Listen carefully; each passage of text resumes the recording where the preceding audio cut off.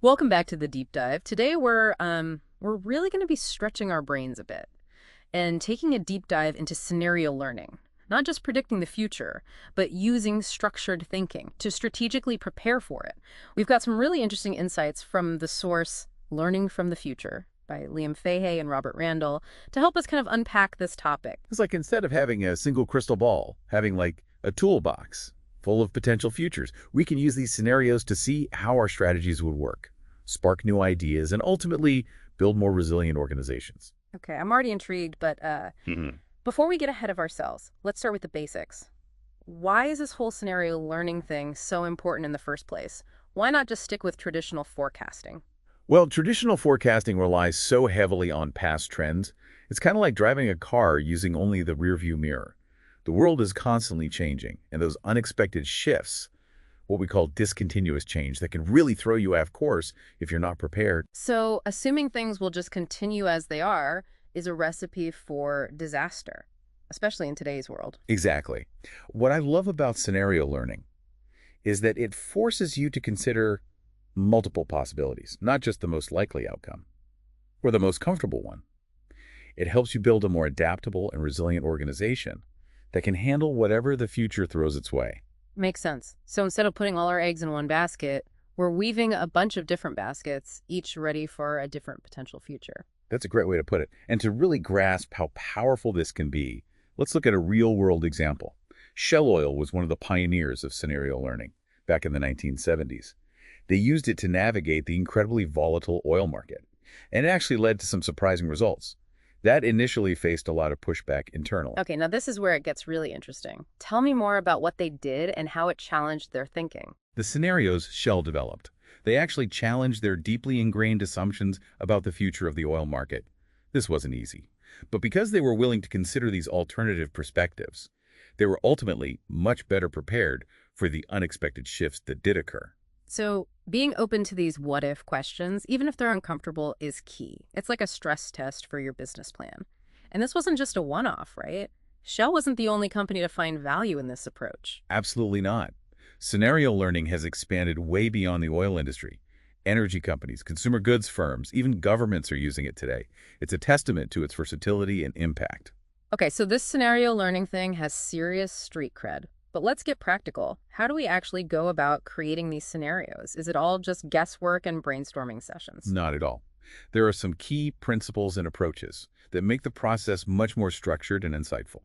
The first step is identifying the driving forces that are shaping the future, the key factors that have a significant impact on how things might unfold. So we're not just brainstorming random ideas. We're looking for those core factors that have the power to really shift the landscape. Exactly. And it's crucial to distinguish between predetermined elements, Yeah. things that are already in motion, and uncertainties.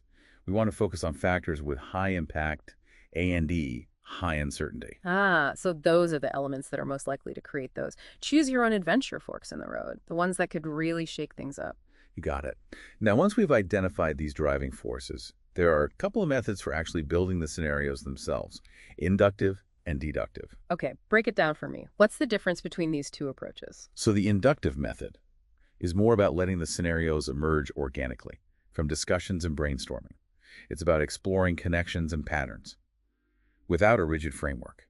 The deductive method, on the other hand, starts with a clear framework or model. It's more structured and analytical. So inductive is like exploring a new city without a map, while deductive is like following a carefully planned itinerary.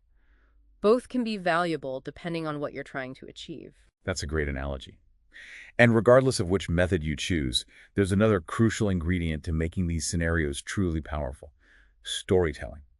We need to craft narratives that are not just logical, but engaging and memorable as well. This is where that choose your own adventure element really shines. If we can tell a captivating story, it helps decision makers truly step into those scenarios and grasp their implications much more deeply.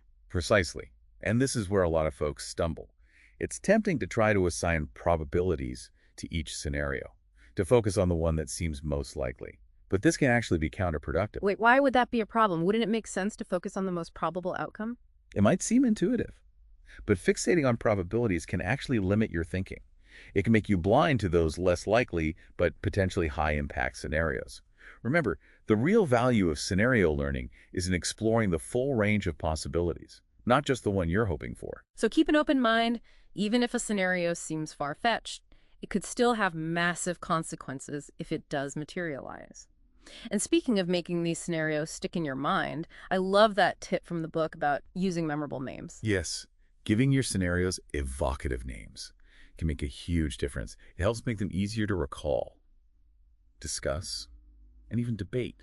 For example, one of the scenarios Shell developed was called lame duck, which immediately paints a picture of stagnation and ineffectiveness. That's brilliant. A well-chosen name can really bring a scenario to life. Okay, so we've identified the driving forces, crafted compelling narratives, and given our scenarios catchy names. Now, how do we actually integrate all this with our strategy? How do we move from these hypothetical futures to real-world decisions? This is where the rubber meets the road. We can use scenarios as test beds to see how our current strategies hold up under different future conditions. We might find that some strategies are only relevant in specific scenarios, while others are more robust and adaptable. It's like a pressure test for your business plan. We're seeing how it bends or breaks under pressure from different forces. And I bet this process can also spark some pretty innovative new ideas, right? You're absolutely right. By forcing you to consider possibilities outside your usual frame of reference, scenarios can help you identify new strategic alternatives, new products, new markets, even entirely new business models. So we're not just testing our existing strategies, we're also brainstorming completely new approaches that we might never have considered otherwise. This is where it starts to feel less like prediction and more like creation. That's a great way to put it. And this brings us to another key element, developing contingent strategies. These are your backup plans, your plan B, C, and D for different scenarios. Contingency planning us, making sure you're not caught flat-footed if the assumed future takes a detour. But to really grasp how this all works in practice, let's dive into some specific applications and case studies from the book. What have you got for us? There are some fantastic examples in there. Let's start with the California wine industry. They use a scenario matrix to explore the potential impacts of open versus protectionist regulations, combined with a positive or negative consumer image of wine. Okay, I'm visualizing this matrix. We've got these two key uncertainties, regulations and consumer perception, creating four distinct quadrants, four potential futures for the industry. This is getting good. But before we dive into those specific scenarios, let's take a quick break, and we'll come right back to unpack this fascinating case study. All right, we're back and ready to uncork this California wine industry case study. We've got our scenario matrix set up, with open versus protectionist regulations on one axis and positive versus negative consumer image on the other. What kind of potential futures emerge from those combinations? Well, in the scenario with an open market and a positive image, which they aptly named Safe at Home, the California wine industry thrives. High demand leads to higher prices, and it's a pretty rosy picture for everyone involved. Sounds like a dream scenario for California winemakers. But let's flip the script. What happens if the market becomes protectionist? A&D consumer sentiment turns sour? That's when things get interesting and a bit daunting. They dubbed this scenario the new prohibition. You can imagine the impact: weak demand, plummeting sales, and potentially even the introduction of a sin tax on wine. Wow, talk about a stark contrast to Safe at Home. That's a serious wake-up call for the industry. It highlights the importance of not just focusing on the best-case scenario. Exactly, and they didn't stop there. They also explored the scenarios that fall between those extremes. Value for money emerged from a combination of open markets and a negative consumer image. So even with global trade, if consumers are turning away from wine, it becomes a race to the bottom on price. Margins get squeezed, and it's all about efficiency and delivering value. That's the challenge. Winemakers would need to focus on streamlining operations, controlling costs, and finding ways to stand out in a crowded, price-sensitive market. And then there's the scenario where protectionist regulations meet a positive consumer image. They called this one world awash, right? That's right.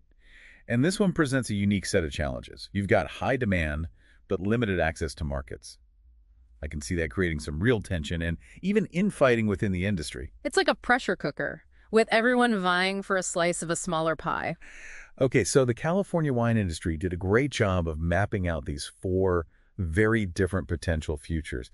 But what did they actually do with these insights? How did it impact their strategy? That's the key question. This whole scenario planning exercise wasn't just an academic exercise. It led to some real shifts in their thinking and their actions. For example, they realized they needed to ramp up their lobbying efforts to influence regulations. both domestically and internationally. So they went from passively reacting to regulations to actively trying to shape them. Makes sense. What else did they do? They also recognized the importance of building stronger relationships with consumers, especially in light of those potential negative perceptions around health or social trends. This meant investing in marketing and communication strategies that emphasized the positive aspects of wine, promoting responsible consumption, and engaging with consumers on a more personal level. So it's not just about selling a product, it's about building a brand and a community around that brand. And I bet they also started looking beyond their traditional markets, right? Exactly. Diversification became a key strategy. They started exploring new export markets, particularly in Asia, where wine consumption was on the rise. This helped mitigate their dependence on any single region and provided a buffer against those potential protectionist measures. It's like spreading your risk across multiple baskets. So this California wine industry case study is a great example of how scenario planning isn't just about predicting the future, it's about proactively shaping it. Couldn't have said it better myself. And now, let's shift gears and journey to Norway, where Statoil, a leading energy company, was facing its own set of uncertainties. Their deep dive into scenario planning was all about navigating the complexities of the global energy market. Yeah, the energy landscape is constantly in flux, with new technologies, geopolitical tensions, and of course the looming challenge of climate change. How did Statoil use scenario planning to make sense of this turbulent environment? They were particularly focused on making smart decisions about their R&D investments. The energy sector is a hotbed of innovation, but with so many potential technological pathways, it's critical to choose wisely. They needed to figure out which technologies were most likely to pay off in the long run, given the potential for major disruptions in the industry. So it wasn't just about identifying promising technologies, it was about understanding how those technologies would fit into different scenarios Hmm. for the future of energy. What were some of the key uncertainties they grappled with? One of the big unknowns was the degree of government intervention in the market. Would governments take a hands-off approach, letting market forces drive the energy transition? Or would they implement strong regulations and policies to accelerate the shift towards renewable energy and reduce carbon emissions? That's a big question mark, with huge implications for energy companies. What other driving forces did they consider? Another crucial factor was the pace and direction of technological innovation. Would we see incremental advancements in existing technologies like solar and wind power? Or would there be breakthroughs in areas like energy storage, carbon capture, or even nuclear fusion that could fundamentally reshape the energy landscape? So they had these two key uncertainties, government intervention and technological innovation, each with the potential to create drastically different futures. How did they translate these uncertainties into concrete scenarios? They developed 4 distinct scenarios, each with a catchy name that captured its essence. One scenario, which they called techno-capitalism reigns, envisioned a world with limited government intervention and rapid technological advancements. Sounds like a Silicon Valley dream, where innovation and entrepreneurship drive the energy transition with minimal interference from regulators. Exactly. In this scenario, Statoil could focus on investing in cutting-edge technologies, partnering with agile startups, and taking calculated risks to stay ahead of the curve. But they also had to consider a very different future, one they dubbed wobbly three-legged stool. I love the imagery there. What's the story behind this one? This scenario painted a picture of a world where governments were actively intervening in the market, but technological innovation was more fragmented and incremental. It's like a three-legged stool where each leg represents a different region of the world: the Americas, Europe, and Asia, each pursuing its own energy agenda. But the stool is wobbly because these regions aren't quite aligned in their approach to energy and climate change, creating uncertainty and complexity for global energy companies like Statoil. That's the challenge. In this scenario, Statoil would need to be much more adaptable and strategic in their R&D investments, tailoring their approach to the specific policies and market conditions of each region. So a much more nuanced and localized strategy than in the techno-capitalism reigns scenario, where global markets are more integrated and innovation is the main driver. What were the other two scenarios they explored? They had one called Green Tech World, which envisioned a world where strong government intervention led to a rapid and coordinated shift toward renewable energy, driven by technological breakthroughs and a global consensus on climate action. And then there was Fossil Fuel Renaissance, a scenario where governments concerned about energy security and economic competitiveness actually rolled back environmental regulations and embraced a resurgence of fossil fuels. So they covered a pretty wide spectrum of possibilities, from a green utopia to a fossil fuel comeback. What did they ultimately do with all these scenarios? How did it impact their R&D strategy? They didn't try to pick a winner or bet on a single scenario. Instead, they used these scenarios to stress test their existing portfolio of technologies, to identify potential gaps and opportunities, and to develop a more robust and flexible R&D strategy. They were essentially hedging their bets, making sure they were prepared for a range of possibilities, rather than putting all their eggs in one technological basket. Smart move. Exactly. It's about embracing uncertainty, not trying to eliminate it. And now, let's wrap up our exploration of real-world applications with a case study that hits close to home, the newspaper of the future. Ooh, this is where it gets meta. We're using scenario planning to analyze the future of an industry. That's all about informing people and helping them understand the world around them, including the future. It's a great example of how versatile and adaptable scenario planning can be. The newspaper industry was facing a moment of truth. In the mid-1990s, with the rise of the internet and the digital revolution. I remember that time. There was so much buzz about the potential of the internet, but also a lot of fear and uncertainty, especially within traditional media. Absolutely. The newspaper industry was staring down the barrel of some pretty disruptive forces, and they needed a way to make sense of it all. So they turned to scenario planning. What were some of the key uncertainties they focused on? What were those what-if questions that kept them up at night? One of the biggest unknowns was the pace and extent of internet adoption. Would it become a mainstream medium for news consumption, reaching a broad audience? Or would it remain a niche technology for early adopters and tech enthusiasts? Another billion-dollar question. And tied to that, I imagine they were also grappling with the evolution of the internet itself. Would it become a platform for high-quality, in-depth journalism? Or would it devolve into a chaotic jumble of unreliable sources and clickbait headlines? That was a major concern. They were trying to anticipate not only the future of technology, but also the potential impact of that technology on the quality and credibility of news and information.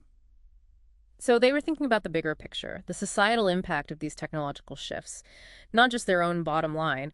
What kind of scenarios emerged from these uncertainties? They developed 4 scenarios that captured a range of possibilities. One scenario, which they optimistically called digital renaissance, envisioned a world where the internet became a thriving ecosystem for high-quality journalism, with newspapers playing a leading role in this new digital landscape. So in this scenario, newspapers didn't just survive. They evolved and thrived in the digital age. What would that require? What would that transition look like? It would require newspapers to fully embrace digital technologies, invest in online platforms, experiment with new storytelling formats, and develop innovative business models that could generate revenue in this new environment. It wouldn't be easy, but it would be a future where quality journalism continued to flourish. A future worth striving for. But they also had to consider the flip side, right? What if the internet didn't live up to its potential as a platform for quality journalism? That's where the information overload scenario came in. This future painted a much bleaker picture. The internet, instead of becoming a haven for credible news and informed debate, devolved into a vast, chaotic sea of information, where truth was drowned out by a cacophony of unverified sources, sensationalized content, and algorithmically driven echo chambers. Sounds like a nightmare scenario for journalists who value accuracy, fairness, and in-depth reporting. A world where clickbait reigns supreme and facts are optional. It would be a major challenge, not just for the newspaper industry, but for society as a whole. In this scenario, newspapers would need to double down on their commitment to quality journalism, fact-checking, and investigative reporting to differentiate themselves from the noise and maintain their credibility. They might also need to explore new ways to collaborate with online platforms and technology companies to ensure that credible sources are elevated and prioritized. In this chaotic digital landscape, So two very different futures for news and information, each with its own set of challenges and opportunities. What about the other two scenarios they explored? What other possibilities did they consider? they had one called paper rules, where despite the rise of the internet, print newspapers remain the dominant source of news and information due to factors like technological limitations, consumer habits, or government regulations that favored traditional media. And then there was niche markets, a scenario where both print and online media fragmented into specialized niches, catering to specific audiences and interests. So they explored a range of possibilities, from print dominance to digital fragmentation. What was the ultimate takeaway from this exercise? How did it influence their strategic thinking? They didn't try to pick a winner or predict which scenario would come true.